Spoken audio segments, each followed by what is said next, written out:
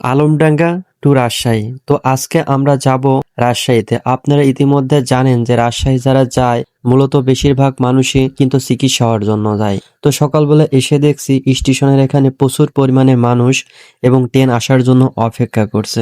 তো কিছুক্ষণ পরেই কিন্তু ট্রেন চলে আসছে, ট্রেনের ভিতরে উঠছি। তো গতবার যখন গেছিলাম তখন কিন্তু ট্রেনের ভিতরে প্রচুর পরিমাণে চাপ ছিল, যার কারণে ট্রেনে উঠতে অনেক বেশি কষ্ট হয়েছে। তো আমি কিছুক্ষণ পরেই কিন্তু নেমে গেছিলাম, যেহেতু ট্রেনটা দাঁড়াইছিল মাঝ রাস্তায় কিন্তু এক জায়গায় এখানে দাঁড়াই 15 থেকে 20 মিনিট মতন। তো এখান থেকে কিছু ফুডও কিনছি খাওয়ার জন্য, যেহেতু যাইতে যাইতে হয়তো অনেক সময় ক্ষুধা লাগে, তখন যেন খাওয়া যায়। তো এসে দেখছি এখানেও অনেক বেশি চাপ, এক দোকান থেকে আরেক দোকানে গেছি। ইতিমধ্যে কিন্তু আমার মাথার উপরে ওভারব্রিজ আছে, ভাবলাম এটাও আপনাদের একটু দেখায়।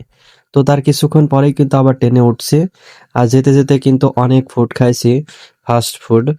তো এছাড়াও কিন্তু খালাতো বোন ছিল, ও কিন্তু অসংখ্য ফুড খাইছে। তো 3.5 ঘন্টা যাওয়ার পরে অবশেষে চলে এসেছি রাজশাহী প্ল্যাটফর্মে। তো এখানে এসে দেখছি শুধু মানুষ আর মানুষ, যেদিকেই তাকাচ্ছি সেদিকেই মানুষ।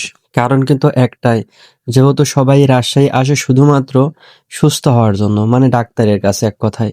তো এখানে এসে দেখছি অসংখ্য মানুষ বসে আছে এবং আমি ইতিমধ্যে চলে এসেছি। এই জায়গাটা মোটামুটি কিন্তু সবাই চেনেন যে রাজশাহী প্ল্যাটফর্মের ভিতরে বিশাল বড় একটা এরিয়া। তো এখানে কিন্তু পরিপূর্ণ চতুর্দিক থেকে সুন্দর করে এরিয়াটা ঢাকা। তো যার কারণে এর ভিতরে কোনো বৃষ্টি বা রোদের ছায়া কিন্তু দেখা যায় না, যার কারণে ভিডিওটা একটু ক্লিয়ার বোঝা যাচ্ছে না। ইতিমধ্যে আপনারা দেখছেন গুটি গুটি পায়ে অসংখ্য মানুষ কিন্তু এখানে আসছে। তো এর কিন্তু একটাই কারণ, যেহেতু রাজশাহীতে অনেক ভালো ভালো মাপের কিন্তু ডাক্তার থাকে সেই দেশ। তো সেই ডাক্তারের কাছে মূলত আজকে আমরা যাচ্ছি এবং রাজশাহীর বাইরের যে পরিবেশটা সেটাও আপনাদের কিছুটা দেখানোর চেষ্টা করব। তো কিছুক্ষণের ভিতরে আমরা এখান থেকে বেরিয়ে পড়ব বাইরে। তো বাইরের পরিবেশটাও আপনাদের একটু দেখাবো।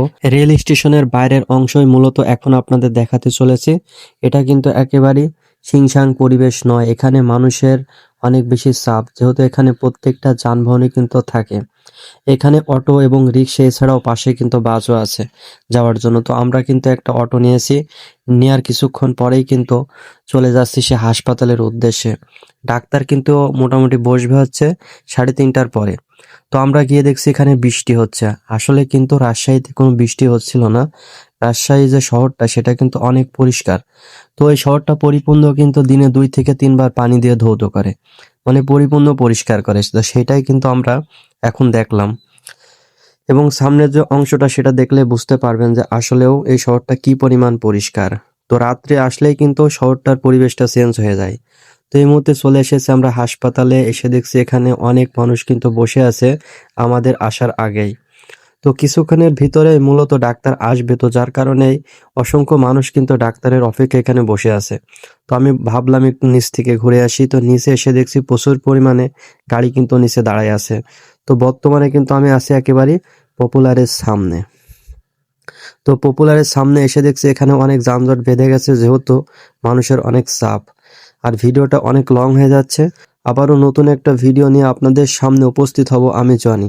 তো সেই পর্যন্ত সবাই ভালো থাকবেন, সুস্থ থাকবেন। আসসালামু আলাইকুম।